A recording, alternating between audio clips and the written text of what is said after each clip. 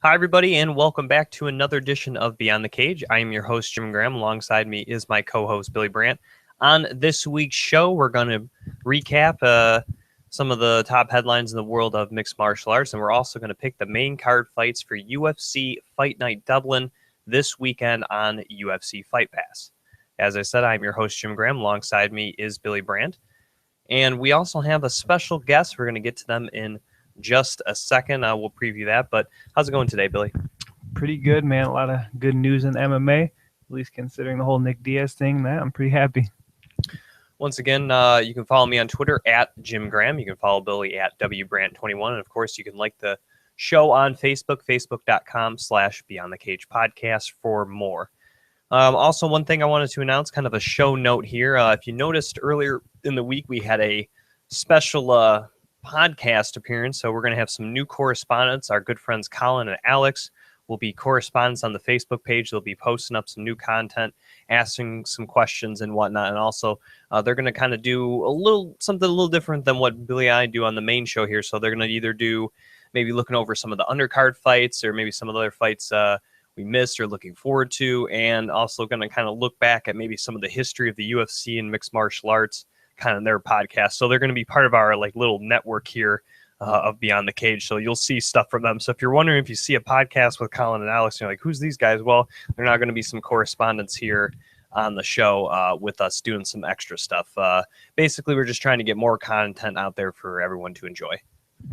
I like it. I like those guys a lot. They're all right guys. And they put out some good content. So it's interesting. If you check out their first one, they just basically went over and broke down controversial decisions in UFC history. So some fun stuff. And like I said, they're going to do kind of more and change. And also with them kind of being added as correspondents, we're going to have kind of like a voting panel moving forward when we do our monthly rankings. So we'll kind of see like voting and stuff. So it'll be a little more of a science than Billy and I just kind of looking over and go, yeah, that looks good. So it'll be more of an exact science. And also we're going to get them involved on some of the picks starting next month's too. So you'll see 4 names up there. So it'll make it a little more of a contest, a little more fun again than just Billy and I's picks up there. So we'll do that probably starting next month with probably the Dan Henderson Belfort card. So we'll do that. So let's get to something real quick. We're trying it. It's brand new. It's live. It's exciting. It's hopefully going to sound good is the main thing we're going for. But we got an interview, and I'm going to give a shout out to him right now. You can see the shirt. I'm wearing his Next Gen Fighter shirt. That is our good friend John. He hooked us up with this interview, and we got to say thanks to him for hooking us up. We got Ashlee Evans-Smith, UFC women's bantamweight fighter, on the line. She's going to join us live right here in studio. That's right. Right here in studio. It's not some tape that we're replaying or anything. So we're going to try to cue her up here. So we got to put in our headphones here and make sure she's there. All right. Getting all queued up here. So as I said, once again, we have Ashlee Evans-Smith on the line. You can follow her on Twitter at AshleeMMA1. And Ashlee, thanks again for coming on the show. Thanks for having me, Jim. Technical. Is it working? Is she coming through? Tremendously. I would love to go ahead and be able to say that, these 9 months have been spent moving onward and upward. Let's retry this one more time here. Let's see if we can get her on. All right. 1 second for me. This is technology, folks. Bear with us in mind here. Trying to get this to work. Okay. Thanks for having me, Jim. Sorry. Let's try that. Play now on there. Tremendously. All right, one more time to get her queued up. All right, we should Thanks be for on having here. me, Jim. All right, there she is. All right, there you are, Ashlee. All right, again, yeah, thanks for coming on here. Let's look ahead here. Of course, as fans know, you had a suspension recently, and now you're off the suspension, and that's got to feel pretty good, kind of a weight lift off your shoulders. So is there anything that, how is your outlook, I should say, on your career change now that the suspension is gone?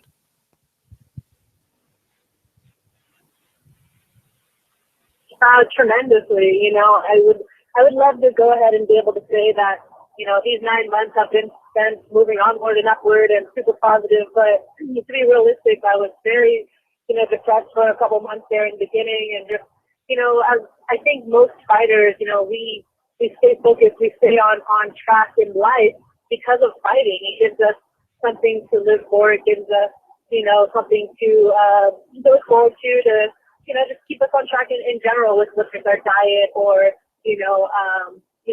just working out, everything, and it resonates in your life. So staying on suspension for 9 months, I did get off track mentally a little bit, and I felt very lost, but the last, I'd say 3 to 4 months have been amazing. I knew the suspension was coming up, coming off, and I just have found a new sense of motivation. I've been having amazing workouts. My coach even told me the other day, he said, he made a funny comment. He said, wow, did you just wake up and realize you're in the UFC? And I think he meant, in a funny way that just I've stepped up my game so much that it's visibly noticeable. So I feel great. Now, is there anything in particular now that you've had, the last 9 months to kind of just basically train, not specifically working for a fight camp? Is there anything in particular that you've worked on in training kind of in these past few months? Oh, yeah. I don't know. I don't want to give too many cool secrets away, but I could say, you'll just have to wait and see my next fight. But, you're right. I've really got to play around and have fun and, not have a specific game plan and not train for one opponent. So, I've been working on my southpaw stance. I've been working on, unorthodox kicks and stuff like that. But really also just really trying to fine-tune my basics of my striking and transitioning my striking, with my wrestling, which is my core, so that I'm unstoppable when I do get back in there, because my hands will be on point. My transitions from my striking to my grappling will be on point. And then, of course, my ground and pound is where I'm, I work best, and everything will just be solid. All right, we're going to have Billy ask you a few questions now here, Ashlee. I was curious are you still hopeful you can get a fight before the end of the year? I'm hopeful. I'm super hopeful. I just, I really would hope that the UFC wouldn't kind of, do what they did to me last time and call me on a short fight notice. But it's so hard to say no to any fight, especially if it's in the UFC. So who knows? Maybe they call me, and say, hey, you got to fill in this fight. But so I'm hopeful. I might fight. Next month I might fight in December. Who knows? But I would like, some notice this time around just to see what it's like to have a full fight camp and take on an opponent who's at the top level and see if there's a difference. But, I felt great against Raquel Pennington in my last fight with 3 weeks notice. So I know that I'll feel even better given a full fight camp with somebody on that level. So to answer your question, who knows? I'm hopeful that I could fight. I would love to get a phone call, but I would also like adequate time. I'm also wondering to just hear your thoughts on basically how big Ronda's fight is and just what UFC 193 is for women's MMA. Well, I'm extremely excited for that event, just in general, because I feel like it's a great matchup with Ronda and Holly. I feel like Holly has all the tools to beat Ronda, and I've actually said that before because I really thought that Sarah McMahon had the tools to beat Ronda. Obviously, I was wrong. I don't know if Sarah was just not ready in her career for Ronda, but I'm never rooting against Ronda. I just I thought a couple people, were going to be there, and they didn't. But I really think that Holly has what it takes to beat Ronda. So I'm excited for that fight. May the best fighter win. I'm not against Ronda. I just think that it's an exciting matchup. 2 women, headlining the card, or 2 women fight. It's phenomenal, I love it. I love seeing anything, progress the women's division or the women's sport in general. And who knows, maybe there'll be all women, UFC fight one day. I don't know if that will, ever come to fruition, or, that's something that people would want to see, but, this is definitely steps towards that. So I think it's amazing. I think it really shows how far women's MMA has come in a very short period of time. Also, just with all the places the UFC keeps growing and going, whether it's Australia for this, Japan, anywhere, is there anywhere you'd be really interested in fighting in your career?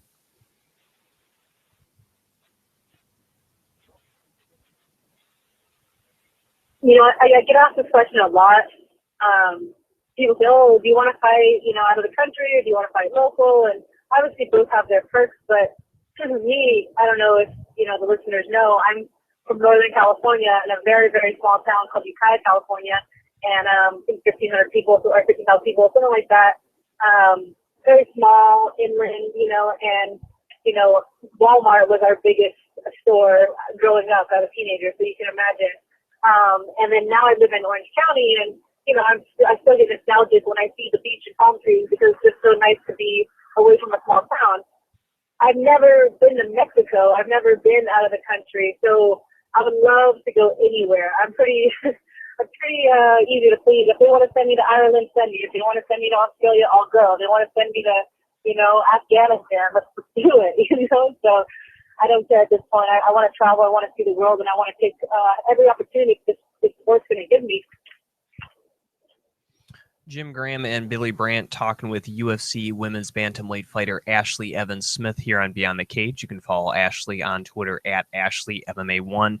And Ashlee, I want to get into some questions here about the MMA Classic Expo that our good friend AJ Hiller from MMA Signatures put on just a few weeks ago in Syracuse, New York, and you were one of the UFC fighters in attendance there, which included many current and former UFC and MMA legends of the sport there in Syracuse, New York. So I'll start first with this question. You were one of the fighters that had a chance to have a fan bid on having lunch with you. So I was wondering, how did that experience having lunch with the winning fan there in Syracuse?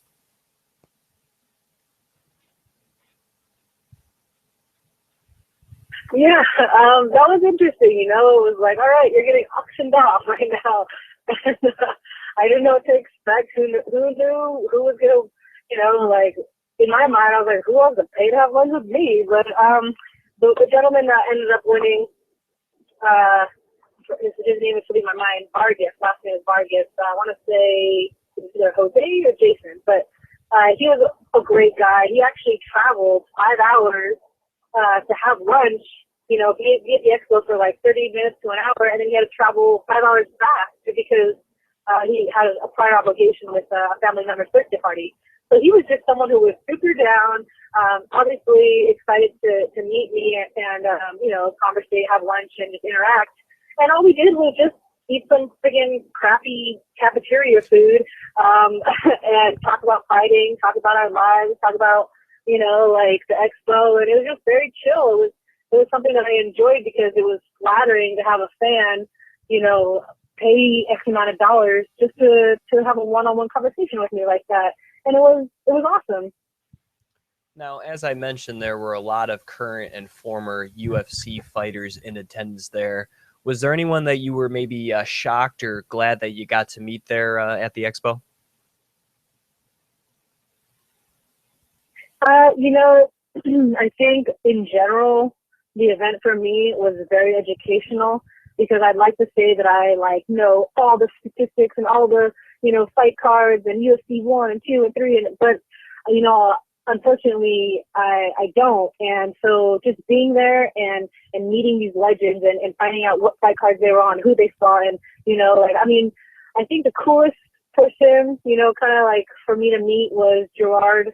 I don't want to mess up his name, but Gardeau, but he was he was the first man to step into the cage at UFC 1.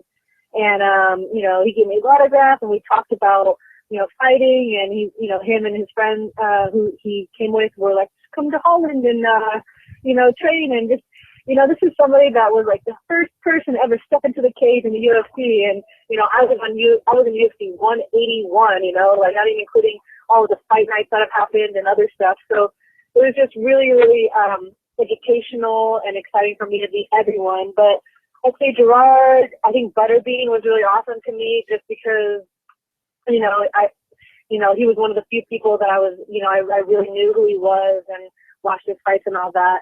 I mean, our baby was there, you know, he was a creator of the UFC, and I didn't really get to talk to him too much, but that was very just epic for me to meet him, or to be around him and be on the same expo as him. Everyone. I mean, I couldn't pick one. Sorry, I can't. All right. The last thing I'll ask you about the expo was, is there anything that kind of surprised you at all about doing this event?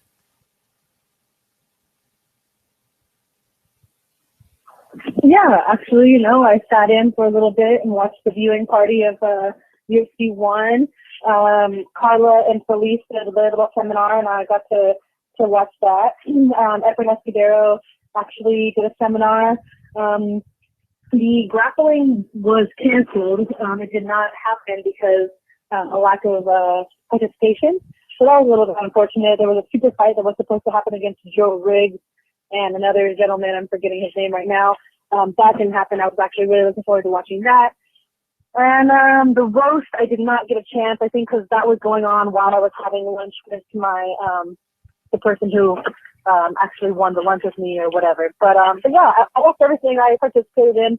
I really enjoyed it. I thought it was a great expo, and I think there's talk of one just like it happening here in California. And I talked to AJ, and I think that I'm going to maybe be a part of that one as well.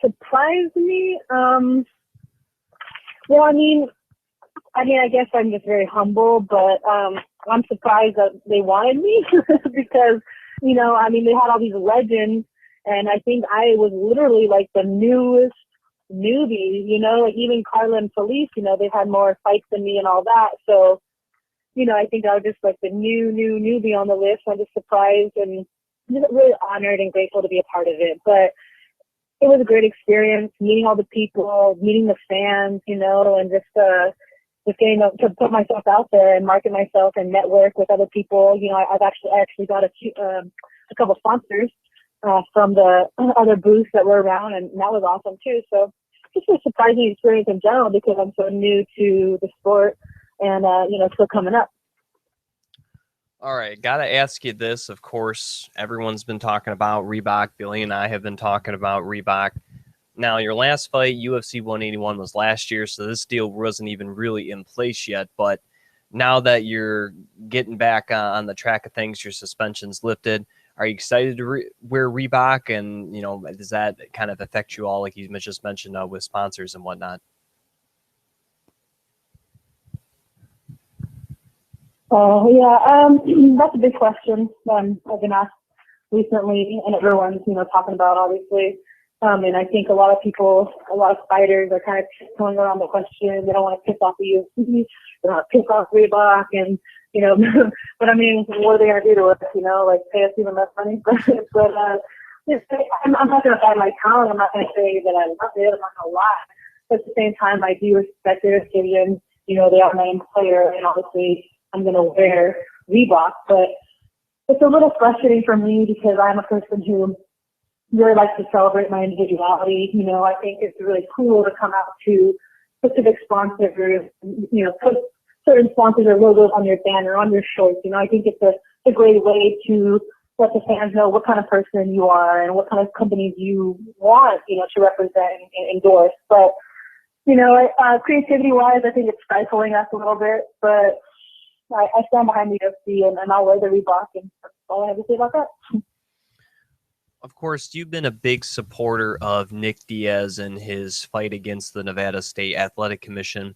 And I believe it came out, was it a week ago? Maybe 2 weeks at the most, that the UFC has put their lawyers there at that big law firm in Nevada behind Mr. Diaz in his fight against the Nevada State Athletic Commission. And as a staunch supporter of the hashtag Free Nick Diaz movement, just how did that news make you feel when you heard the UFC is kind of putting something behind him to help his fight? Oh man, that was really awesome, you know, just because so much has happened recently, this past year with the Reebok deal, and, you know, myself getting, in trouble, an extensive suspension for something that maybe didn't deserve such a harsh punishment, like we'll leave that up to interpretation. But it just seems like a lot of things are happening that were just making the UFC look like they didn't really, they didn't have the fighter's best interest in mind, or they, or whatever. But basically, I think that the UFC giving McDiaz a hand and supporting him just really, it's going to restore, some kind of like hope and faith, that they really do care about the fighters, and it's not about money, not just about money. All right, last question, Ashlee. We'll get you out of here with this. Of course, you're hopeful to return here in 2015 or maybe early 2016, but upon your return, is there anyone in particular you would like to square up against inside the octagon? I will fight anyone at this point, I mean, I'm not trying to sound cocky and call anyone out, but I think I'm ready to bang with anybody, like I want to build myself up. Of course, I'm not trying to, take on the champ, not even like that's really an option right now, I need to build myself up, but I really, I belong in this division, I belong in this organization, and there's no one that can hold me down at this point. I'm coming back a different fighter, and you can put anyone in front of me and I'm going to win.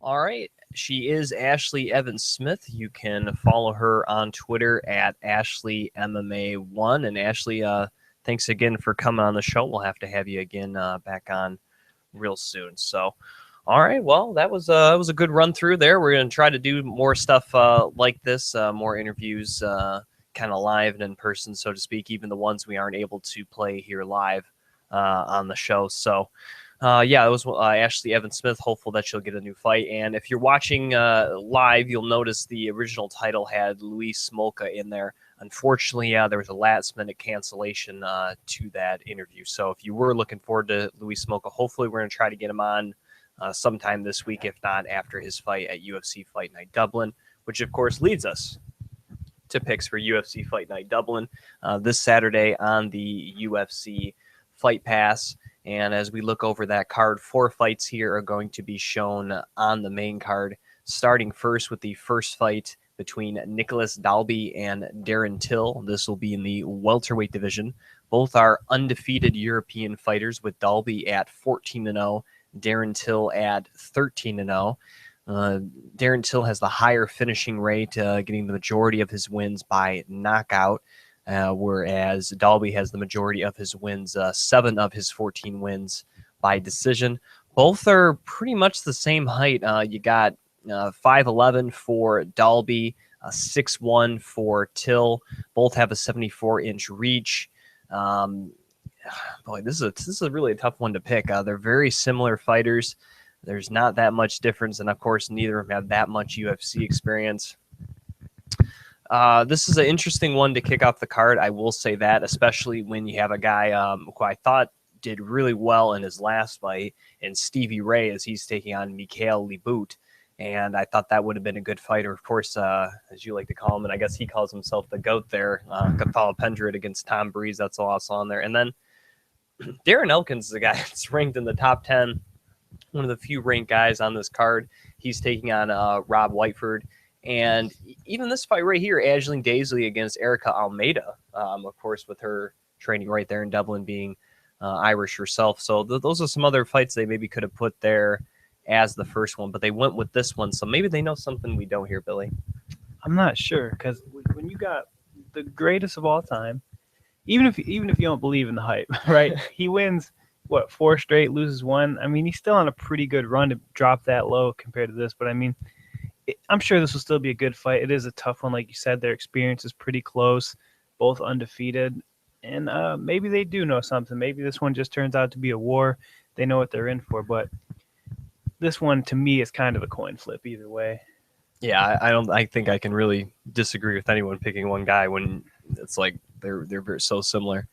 Looking at the next fight, this was actually at one point going to be the co-main event when Ben Rothwell and Stipe Miocic, when that fight got canceled, they went with another fight instead, which we'll get to in a second. But we will get to see from Northern Ireland, Stormin Norman Park, the winner of the Tough Smashes, as he takes on Reza Madadi coming out of Iran.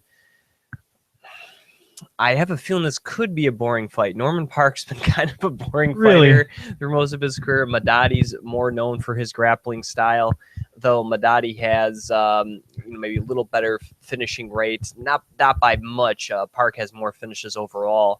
Majority of his wins coming by submission. Same for Madadi.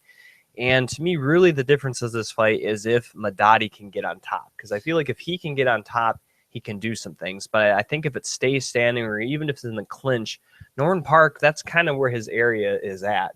And he can kind of wear you down a little bit, especially in the clinch game. So for Madadi, another thing is he also has to kind of be explosive and be aggressive, because Norman Park is kind of moves at a more slow, methodical pace. And if you can interrupt that rhythm, even if it's not with the most technical shots, if you can pressure him, be in your face, even land a couple of wild looping shots, you can kind of get him off his game a little bit. And to me, the pressure is on Norman Park at this fight. He's fighting in basically his home country. I mean, he's fighting in Ireland, just down the road from his original hometown. The guy was the Tough Smashes winner. A lot of people are expecting things in Norman Park. Not as many people are expecting things out of Reza Madadi. So to me, the pressure is also with Norman Park too. And that's something that Madadi can kind of play with, knowing that I'm probably, I'm the underdog. I can kind of go in. Maybe I can do things maybe I wouldn't do or feel pressured to do.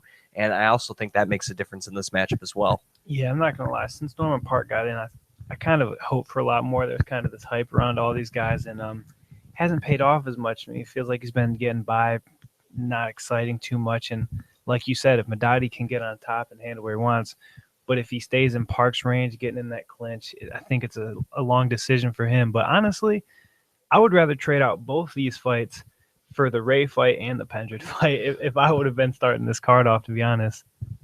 Now, of course, before we get to the actual co-main event, the original co-main event, Stipe Miocic against Ben Rothwell. Stipe fortunately got hurt, got canceled. There was rumor that Matt Mitrione was going to try to get in, and Ben Rothwell's kind of like, well, why would I take that fight? Just beat you like in a minute. So he ended up getting moved up the card. With that happening, do you think they maybe try to reschedule that fight, or do you think Rothwell and Stipe both kind of move on to other opponents here? Honestly, I'm not going to lie. I'm not sure what the exact injury is or how long it's going to be, but I'd like to think they just reschedule that fight as soon as they can. But you never know in the UFC. Opportunities arise, fights open up, you go one way. But I think the plan right now would be just to reschedule that. I think that would probably be the immediate thing. The only other thing I could maybe think of is actually it would also be a rematch of sorts, because Ben Rothwell actually did fight Andrei Arlovski, I believe, back in Affliction. So they could even schedule that fight to give one, kind of one more before that. Because as we know, it's not going to be maybe until March or late February that we get the heavyweight title fight. And of course, there's another big fight which could decide the number one contender, and that may usurp Arlovski or Rothwell or Stipe, that being the JDS Alistair Overeem fight. That could kind of usurp anything that may go on here anyway. So I wouldn't even be opposed to that matchup against Ben Rothwell and Andrei Arlovski. Yeah, I wouldn't mind it. I'm still mad at the whole thing because I think Andrei Arlovski deserved a shot a year ago. But then he comes off that fight with Mir, and some of the hype back from him kind of dies. Even though he wins, it just wasn't as much as like, oh, man, everyone look out for Arlovski. So he probably will have to take one more. And then honestly, still don't know if he gets the shot, because depending on how good the Overeem JDS fight is, who knows? He could have to fight 2 more times. Well, let's get to the fight that is actually the main event, and of course the aforementioned Luis Smolka. We're going to try to get him back on the show sometime in here pretty soon, but he is taking on the hometown guy there in Paddy Holohan, known as the Hooligan.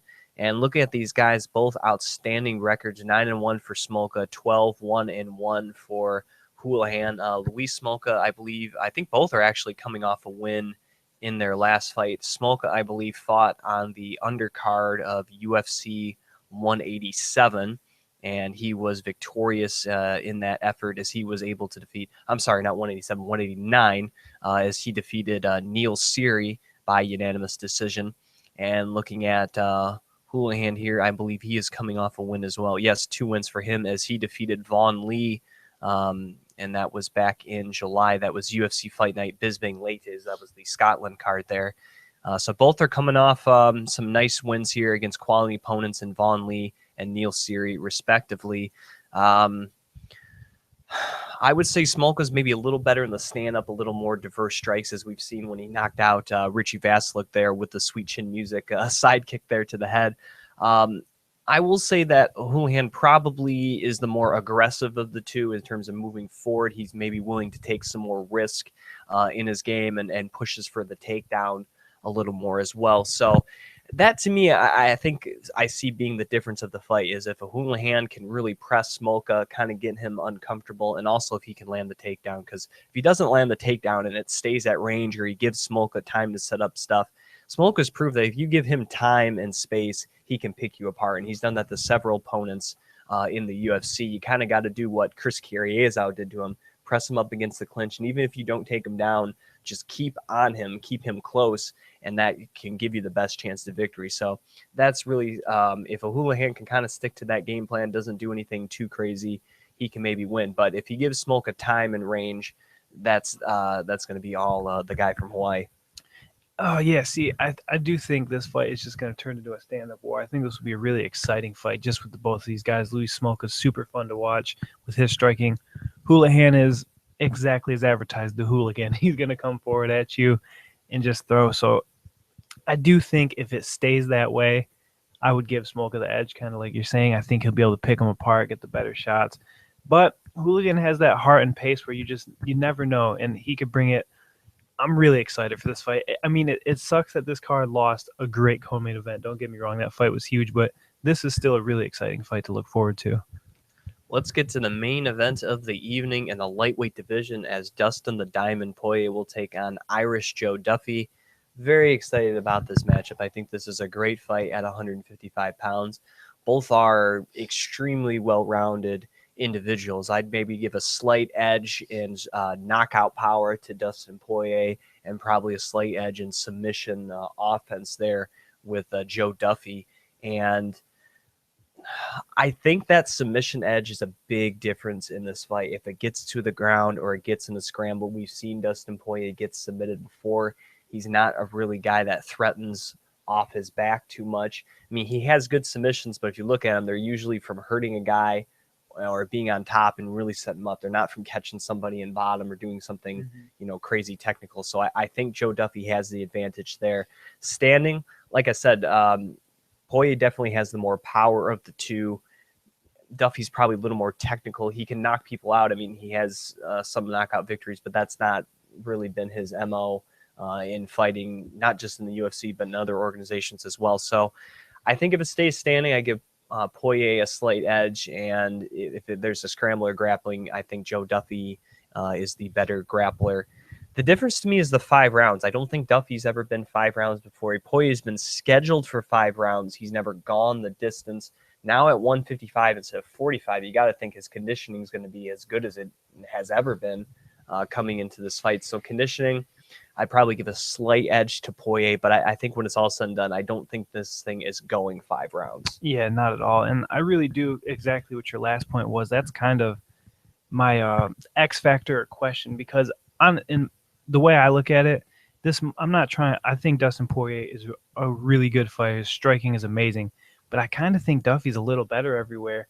Honestly, I think if it goes to the ground, he's better. In the striking, I think he's better. Like you said, Poirier's probably more explosive. He might have that one-punch change at power, but I think overall Duffy will probably get the better of him. So the question is, can he outlast Poirier in conditioning and things of that sort? Otherwise, I really do think it's Duffy's time. Just seeing him come in and have this little run, I mean, I am really excited for his future. And then when you hold that win over Conor McGregor, it must be something, right? All right, with that said, let's get to our picks here for the main card of UFC Fight Night Dublin. The first fight of the evening in the welterweight division is Nicholas Dalby takes on Darren Till. I'm going to go with the guy from Denmark here. I'm going to go with the Dane here. I'll take Nicholas Dalby, the sharpshooter, to win this one. You know what? Just for the fun of it, it's a coin flip. I'm going to go with Darren Till. I like his tattoo. I don't know what it is, but what is that tattoo of? You got my pick for it. It looks like Paige Van Zandt. I'm not sure. I don't know. You go to the UFC website, see a stand. I don't think it is, but it kind of looks like Paige Van Zandt. A little bit from here. Maybe up close it doesn't, bud. We'll see. Oh boy, if she loses in December, it's gonna be bad. He's gonna have to get that thing removed. Do something about it. Maybe you can fight in a Reebok kit. Right. Cover that up. All right, Norman Park against Raza Madadi here in the next fight of the evening at 155 pounds. I'm going with Norman Park. Fighting kind of in his home country, so to speak, or at least in the UK. I just think he's more well-rounded than Madadi. Maybe Madadi will surprise me, but I'll go with Norman Park. Yeah, I'm not too excited about it, and I don't think by any means it'll be a dominant performance, but I think Norman Park will pull out the win here. Co-main events of the evening in the flyweight division, Patty O'Houlihan, or the Hooligan, against Luis Smolka. And I'm not just saying this because we've had him on the show and we're looking to get him on again, but I think Luis Smolka is the better striker, and I think he's going to be a tough guy for Houlihan to take down. So I'm going to look for, once again, to beat the guy in his home country here. So I'm going to go with Luis Smolka. I love Luis Smolka. I don't want to pick against him, but there's something about the Hooligan that I love so much. Maybe it's because he is the Hooligan, and he just comes out there and fights like a hooligan. So I'm looking for the Patty. Main events of the evening, Dustin Poirier against Joe Duffy. This is a very close fight to me. I think it can go either way, but like I said, that grappling advantage that I think Joe Duffy will have in this fight, and the ability to catch guys in submissions, not just on top, but also off his back, which could happen in a scramble. I like that fact, and so I'm going to go with Joe Duffy in this one. Yeah, exactly. Anywhere this fight goes, I think Joe Duffy is just a little more dangerous and has a little more edge. So I like Joe Duffy in this. I think it's his time. All right, well, that about wraps up this week's show. He is Billy Brant. You can follow him on Twitter at WBrant21. I'm your host, Jim Graham. You can follow me on Twitter at Jim Graham. Once again, thank you to Ashlee Evans-Smith for coming on the show today. We also like to, again, thank our friend AJ Hiller. As we mentioned, we talked about the MMA Expo that he put on. And as Ashlee alluded to, maybe having another one possibly in California. So we'll see how that goes. So I'll also thank our friends at MMAinsider.net and our friends at MMAforlife.ca. So for Billy Brant, I am your host, Jim Graham. And thank you again for listening to another edition of Beyond the Cage.